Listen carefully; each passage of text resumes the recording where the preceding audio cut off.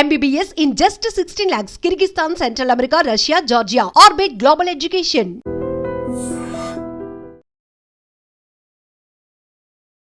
నమస్కారం, welcome to I dream. ధర్మ మార్గం విత్ విజిత కార్యక్రమానికి స్వాగతం.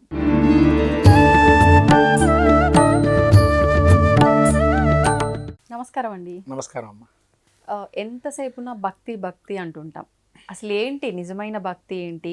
భక్తికి కూడా ఎంతో అంత శక్తి ఉంది కాబట్టే మనం అనుకున్నవి నెరవేరుతున్నాయి అని అనిపిస్తూ ఉంటుంది. ఏంటి భక్తి యొక్క శక్తి? దానికి వివరణ ఇవ్వండి. శ్రీ గురుభ్యో నమః. శ్రీ మహాగణాధిపతయ నమః. శ్రీ మహాసరస్వత్యై నమః. హరి ఓం. శ్రీమాత్రే నమః. శ్రీ మహావిష్ణువే నమః. భక్తి యొక్క శక్తి చాలా గొప్పదైంది. ముఖ్యంగా ఈ భక్తి రావాలన్నా కూడా మనకు యుక్తి ఉండాలి. యుక్తి అంటే దేనికంటే, యుక్తి అసలు దేనికి మనకు వస్తుంది? మామూలుగా యుక్తి అంటే ఏంటి అంటే వీడు బుద్ధి ప్రచోదనము. ప్రచోదనం అంటే ఇప్పుడు ఒక మనిషి దాని మీద ధ్యాస రావాలి అంటే వాడు దాని మీద ధ్యానం చేయాలి, దాని దగ్గరికి వెళ్ళాలి. ఇప్పుడు దేవుడి దగ్గరికి వెళ్ళాలంటే వాడికి ఫస్ట్ మనసులో మైండ్లో కలగాల ఆలోచన. ఆ కలగంది వాడికి ఆ భక్తి అనేది అయితే రాదు, ఆటోమేటిక్గా రాదు. అది ఎలా వస్తుంది? ఆ మైండ్లో వెళ్ళటమా, లేతే ఏమీ లేకుండా కూడా కొంతమందికి భక్తి వచ్చే అవకాశం ఉంటుంది. దానిలో ఉదాహరణ భక్త కన్నప్ప స్టోరీ. అంటే ఆయనకి ఏమీ అవసరంలో ఒక రాయో రప్పనో చూసేసి పూజ చేశాడు. తద్వారా ఆయనకి అనేక రకాల ముక్తిని కూడా ఇచ్చాడు ఈశ్వరుడు. అసలు భగవంతుడే నమ్మడు. నమ్మని వాడికి భక్తి కల్పించడం అనేది గొప్ప. అసలు అట్లాంటిది శక్తిగా మారి చివరికి ఆయనకు ముక్తి లభించింది. అయితే ఇక్కడ విషయం ఏంటంటే మనకు ఆ మీద ధ్యాస కలగదు. ఎందుకో ఆ ధ్యాస కలుగుతుంది, దాన్నే భక్తిగా మారే అవకాశం, దాన్ని అవకాశంగా భక్తిగా మారుతుంది. ఆ భక్తిని ఇంకొంత జోడించి శక్తిగా మార్చుకుంటే కనుక దాన్ని మించినటువంటి ఆయుధం ఇంకోటి లేదు జీవుడికి. అంటే ఏం చేయాలంటారు? అంటే ఏం చేయాలి అంటే ఫస్ట్ యుక్తి, తర్వాత భక్తి, తర్వాత శక్తి, దాని తర్వాత రక్తి, తర్వాత దాని మీద వచ్చేటువంటి భుక్తి, తర్వాత వచ్చేది ముక్తి. అంటే ఈ లక్షణము మీరు విని ఉంటారు. దీని యొక్క చైన్ సిస్టమ్ ఇది. భక్తి యొక్క చైన్ సిస్టమ్ చివరికి ముక్తి దాకా తీసుకెళ్తుంది. ఎట్లా అంటే ఈ విధంగా శక్తి రూపంగా తీసుకెళ్తుంది. అది శక్తిగా తదేకంగా ఎట్లా తీసుకెళ్తుంది అని అంటే, పూర్వకాలంలో మీరు చూసే ఉంటారు, రాక్షసులు అనేక ఘోర తపస్సులు చేస్తే పలా రకాలుగా ఆయుధాలు కాకుండా శక్తిని సంపాదించి దేవతలు హింసించేటువంటి వారు కథలుగా వింటూ ఉంటాం. అది ఒక రకమైనటువంటి భక్తి. అంటే ప్యూర్గా ఇంకా ఒకటే, ఇంకా ఆయనకి ఇక ఈశ్వరుడు అంటే ఈశ్వరుడే, విష్ణుమూర్తి అంటే విష్ణుమూర్తే. పరమనెంట్గా ఒక్కరినే ఆరాధన చేస్తూ అలా శక్తిని పొందేవాళ్ళు కొంతమంది ఉన్నారు.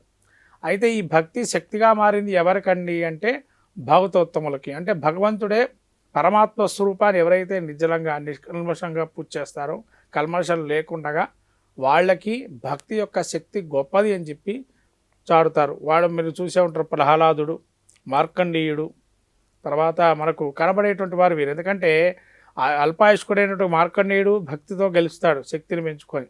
అట్లనే ప్రహ్లాదుడు కూడా ఎన్నో ఇబ్బందులు పాలవుతాడు. రకరకాల ఇబ్బందులకు హిరణ్యకశిపుడు అనేక రకాల ఇబ్బందులు పెడతాడు. విష్ణునామ సంకీర్తన చేస్తున్నాడు, శివనామ సంకీర్తన చేయట్లేదని చెప్పక్కడ. అయినా ఎన్ని ఇబ్బందులు ఉన్నా కూడా అతను నామాన్ని విడవలే. అదే శక్తిగా మార్చివని ఆయన కాపాడి ఇవాల్టి రోజున కూడా మనం ప్రహ్లాదుని తలుచుకుంటున్నాము. సప్త చిరంజీవులతో పాటు నవ చిరంజీవులు వాళ్ళు పెట్టాడు. కారణం ఏంటంటే వారే. ఇప్పుడు మనం చెప్పాల్సిన విషయం ఏంటంటే భక్తికి శక్తికి ఉన్న మార్గం ఏంటంటే రామభక్తి. అట్లనే ఆంజనేయుడు కూడా ఇవాళ లోక ప్రచారం గాంచాడు. ఇంతగా మనం ఆరాధన చేస్తున్నామంటే ఒక శక్తిగా మారింది. రామనామము శక్తిగా మార్చాడు ఆయన. అలా మార్చాడు కాబట్టి ఎవరికైనా ఎంబటే భయం వేస్తే హనుమ అంటాం, లేకపోతే శ్రీరామ శ్రీరామ శ్రీరామ మనసులో ధ్యానం చేస్తుంటాడు. అలా చేయటం వల్ల కూడా రాముడు ఎక్కడైతే స్మరణతో ఉంటాడో అక్కడ ఆటోమేటిక్గా ఆంజనేయుడు శక్తిగా వస్తాడు, రక్షిస్తాడని. ఇందాక భక్తి శక్తి అంటే రామభక్తి ఈజ్ ఈక్వల్ టు హనుమాన్ శక్తి.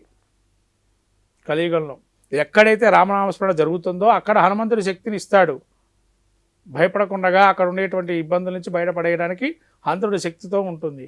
ఇది అందరూ కూడా ఇది దీనికే కాదు. అట్లనే శివుడు కూడా తన ధ్యాన మార్గంలో రామాన్ని ధ్యానం చేస్తున్నాడు. అంటే ఒక పదాన్ని ఎవరైతే వాడతారో, వాక్కు సంపద కూడా అందరికీ ఉంటుంది. వాక్ సంపద కూడా కొంతమంది అనేక విధాలుగా వాడుతూ ఉంటారు. కానీ వాక్ సంపద ఎప్పుడైతే వాక్కుని ఎవరైతే జాగ్రత్తగా వాడతారో వాళ్ళకి భక్తికి ప్లస్ మౌనస్వామి అని అంటూ ఉంటాం మనం. మౌనంగా ఎవరైతే ఉంటారో వారు కూడా ఒక భక్తికి శక్తిని తోడ్పాటు చేసినట్టే. అదే కానీ మౌనవ్రతాలు చేస్తుంటారు కొంతమంది. ఈ మౌనవ్రతం వల్ల ఏం కలుగుతుంది అంటే మనం ఎప్పుడైతే వాక్కుని చాలా శుద్ధిగా పెట్టుకుంటామో వాడికి ఆ శక్తి ఎక్కువగా ఉంటుంది. అంటే కొంతమంది ధ్యానం చేస్తుంటారు, కొంతమంది జపం చేస్తుంటారు తదేకంగా ఒక మంత్రాన్ని. అది శక్తిగా మార్చుకోవాలంటే ఎన్నో లక్షల జపం చేయాలి. ఇప్పుడు బ్రహ్మ విద్య అనేది ఉంటుంది, శ్రీ విద్య అనేది, అది కొన్ని లక్షల జపం చేస్తే తప్ప అది ఒక శక్తిగా మారదు. అంటే అతను ఏదనుకుంటే అది ఆ శక్తిగా మారుతుంది. అందుకని దీక్షగా పెడుతుంటారు. ఇప్పుడు 45 రోజులు చేయండి, ఇది 42 రోజులు చేయండి, 68 రోజులు చేయండి.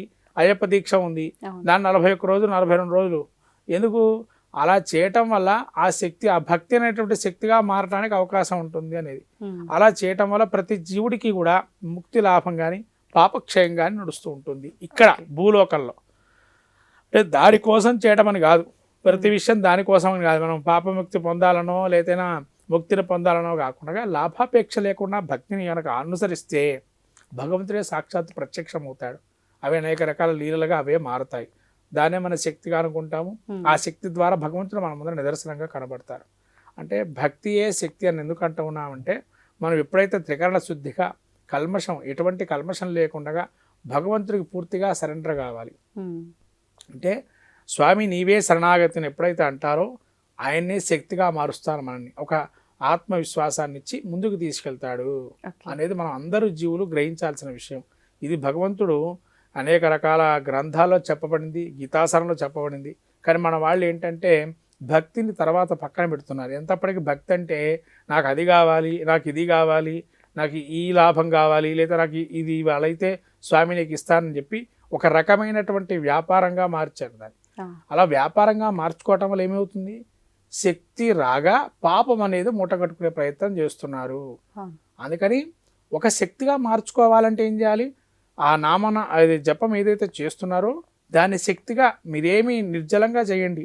స్వామి ఆ మంత్రాన్ని జపం చేస్తూనే ఉండండి నిత్యం కూడా, అప్పుడు అది శక్తిగా మారుతుంది. మీరు ఏదనుకున్నా ఆ పని సాధిస్తారు. అంతే తప్ప ఇంకోటి దాన్ని నియమబద్ధంగా ఉండాలి. నియమబద్ధం అంటే ఏంటంటే ఎప్పుడో నీకు తెలిసినటువంటి సమయంలో చేయటం కాదు భక్తి అనేది. ఇక్కడ మీరు అనొచ్చు కూడా, ఏమంటే మధ్యాహ్నం పూట చేయొచ్చా పూజ, సాయంత్రం పూట చేయొచ్చా అని. షట్కాలార్చన చేయమని అక్కడ ఆయన ఉన్నది. షట్కాలార్చన మనకు అనేక దేవాలయాల్లో కూడా ఉన్నాయి.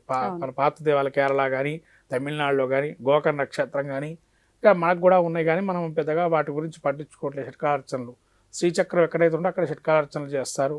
అదే ఈశ్వరుడికి కూడా అభిషేకాలు షట్కాలార్చనలు ఉన్నాయి. ఒకవేళ శ్రీచక్రం ఇంట్లో ఉన్నా అలా చేయాల్సిందేనా? అలా చేశారంటే వాళ్ళకి ఇంకా శక్తి అనేది ఇంకా చెప్పక్కర్లేదు. శక్తికి పైన ఇంకేమైనా ఉంటే వాళ్ళకి ఆ పదం వాడుకోవాలి అక్కడ. ఎందుకంటే భక్తికి శక్తికి పైనుంచే పదమే వాడాలి. షట్కాలార్చన అలా చేసిన వాళ్ళు ఉన్నారు, ఇవాళకి ఉన్నారు, ఇవాళ అట్లా ఉంటారంటే కూడా ఎవరు చేయలేరు కూడా అంత. ఎందుకంటే శ్రీచక్రార్చన చాలా సమయం పడుతుంది. అంత ఈజీ, కనీసంగా మినిమంలో 4 గంటలు పడుతుంది. నవావరణ అర్చన చేయాలంటే శ్రీచక్రానికి 4 గంటల సమయం పడుతుంది. దానికి విధి విధానాలు, నైవేద్యాలు ఉంటాయి, రకరకాల ఈ పురస్చరణ ఉంటుంది, అనేక రకాలు ఉంటాయి. అందుకని అంత ఈజీ అయింది అయితే కాదు. మీరు అన్నట్టు షట్కార్చన చేసంటే నిద్రాహారాలు మానేయాలి. నిద్రాహారాలు మానేస్తే తప్ప జరగదు. కాబట్టి భక్తిని శక్తిగా మార్చుకోవడం ఏంటంటే కోరికలు లేకుండా, కోరిక ఒకవేళ ఉన్నా అది త్రికరణ శుద్ధిగా స్వామి నీవే శరణాగతి అని చెప్పి, దీనికి నీవే నాకు పరిష్కార మార్గం స్వామి అని చెప్పి సింపుల్గా ఒక్క మాటతో చేయాలి. స్వామి నాకు అందమైన అబ్బాయి కావాలి, అందమైన అమ్మాయి కావాలి, అమ్మాయి ఇలా ఉండాలి, అమ్మాయి అలా ఉండాలి, లేదా నాకు ఇన్ని కోట్లు రావాలి అనేది కాదు. ఇక్కడ స్వామి నీవే శరణాగతి అంటే స్వామి అనుగ్రహిస్తాడు. అదే శక్తిగా మారుతుంది ఆ భక్తి. అది మనం చేస్తే కనుక ఇంకా పాప మూట కట్టుకోకుండా ఉంటాము కూడా చెప్పబడింది. ఇది పురాణంలో కూడా చెప్పబడింది, మనం కూడా గీతలో కూడా చెప్పబడింది. కాబట్టి ఎవరైతే ఆచరిస్తారో భక్తి మార్గాన్ని ఆచరించేటువంటి వారు ఎవరైనా చిరస్ప్రణయులు, ప్రాతస్ప్రణయులు అని అంటూ ఉంటారు. అంటే ఎప్పటికీ, అందుకనే మనం అశ్వత్థామ బలివ్యాస హనుమానశ్చ విభీషణ కృప పరశురామస్త సప్తేతే స్థిరజీవన. ఎప్పుడు అశ్వత్థాముడు కానీ వ్యాసుడు, అశ్వత్థాముడు రావి చెట్టు ఎప్పుడు దేనికో అవసరం పడుతూనే ఉంటుంది. అశ్వత్థామ వృక్షం మనం యూజ్ చేస్తుంటాం. ఇక కొంతమంది అయితే రెమెడీస్ చాలా రకాలుగా చేస్తుంటారు అశ్వత్థ వృక్షం కింద. తర్వాత అశ్వత్థ బలివ్యాసుడు, బలి చక్రవర్తి భూమిని చివరికి దానం చేయడానికి 3 అడుగులు కావాలంటే ఇస్తా అని చెప్పి విష్ణుమూర్తి అడగంగానే ఇచ్చాడు. 3 అడుగులు అంటే ఏం చేశాడు, 1 అడుగు ఆకాశం, 1 అడుగు భూమి మీద, ఇంకొక అడుగు తల మీద పెట్టించాడు.